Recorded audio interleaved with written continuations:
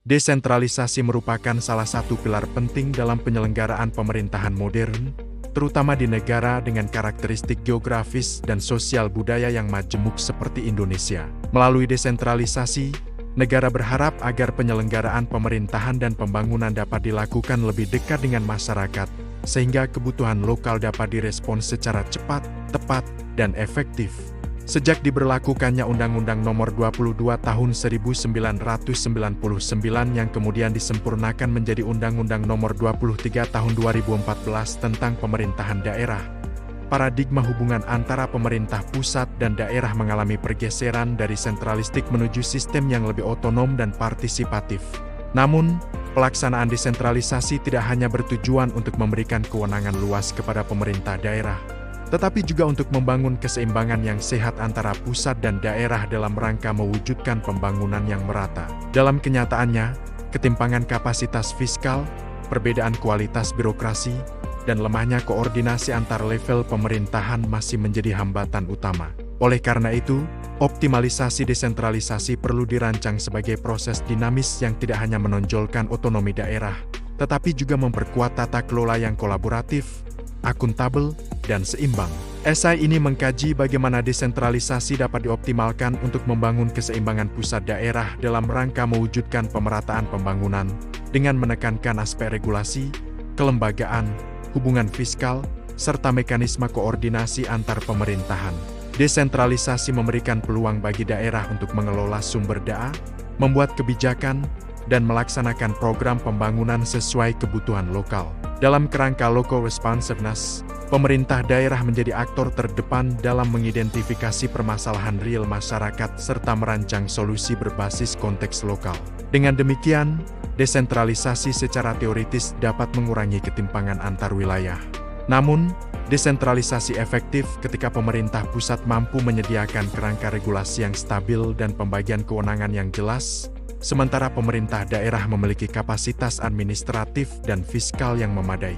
Undang-Undang Nomor 23 Tahun 2014 telah mempertegas pembagian urusan antara pemerintah pusat, provinsi, dan kabupaten atau kota. Namun, implementasi pembagian urusan tersebut masih sering menimbulkan tumpang tindih kewenangan.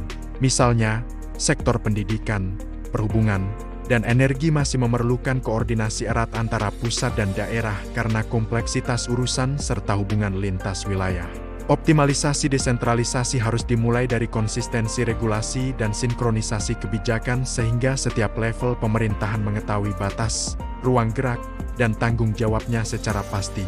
Pemerintah pusat perlu terus memperbaiki regulasi turunan, termasuk harmonisasi antara undang-undang sektoral dan peraturan pelaksana otonomi daerah, agar tidak menimbulkan ambiguitas dalam pelaksanaan program.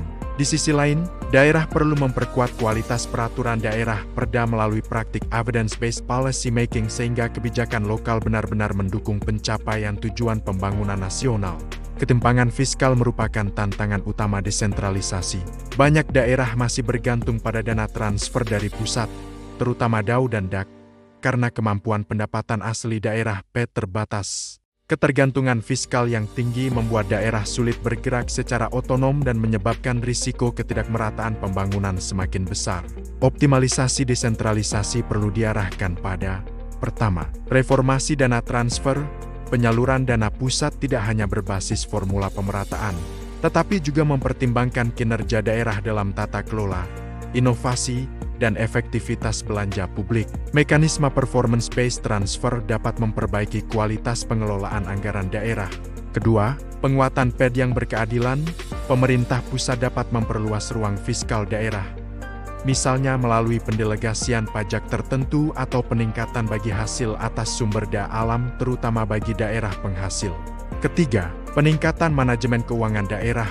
Daerah harus memperbaiki perencanaan anggaran, menyelaraskan dokumen RPJMD dan RKPD, serta mengadopsi prinsip value for money agar anggaran benar-benar berorientasi pada hasil pembangunan.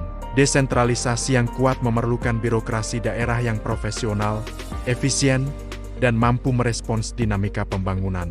Permasalahan yang terjadi di berbagai daerah seringkali berkaitan dengan lemahnya kapasitas sumber daya manusia, rendahnya kualitas layanan publik, serta masih tingginya praktik patronase dalam pengelolaan sumber daya pemerintahan daerah.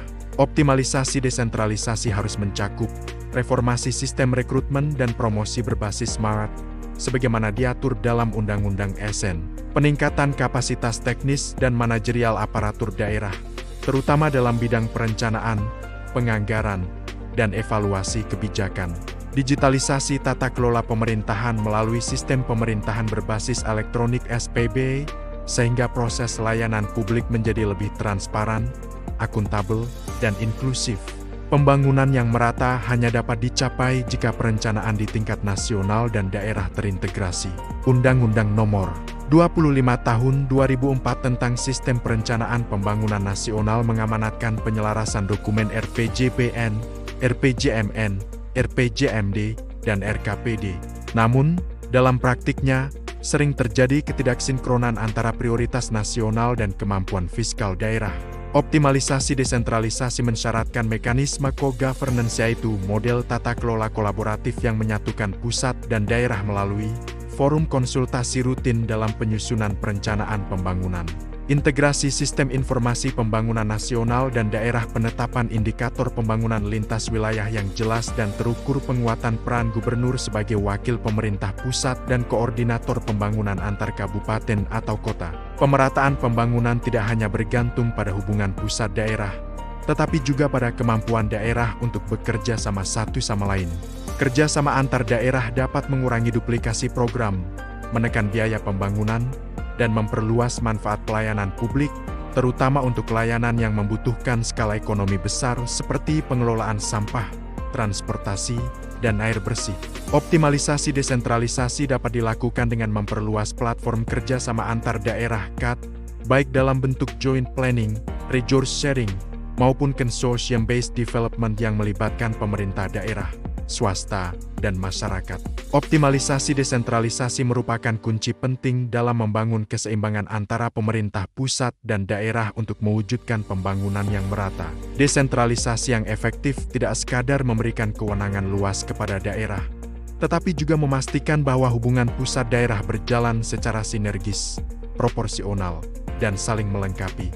Untuk mencapai hal tersebut, beberapa langkah strategis diperlukan: harmonisasi regulasi dan pembagian urusan pemerintahan, penguatan kapasitas fiskal daerah, reformasi birokrasi, integrasi perencanaan pembangunan, serta peningkatan mekanisme kerjasama antar daerah. Desentralisasi yang optimal pada akhirnya harus mampu menjawab tantangan ketimpangan antar wilayah, memastikan responsivitas terhadap kebutuhan lokal, serta mendorong lahirnya inovasi daerah yang dapat meningkatkan kualitas pembangunan nasional secara keseluruhan. Dengan demikian, keseimbangan pusat daerah bukan hanya menjadi tujuan administratif, tetapi fondasi penting dalam mencapai keadilan sosial dan pembangunan Indonesia yang berkelanjutan.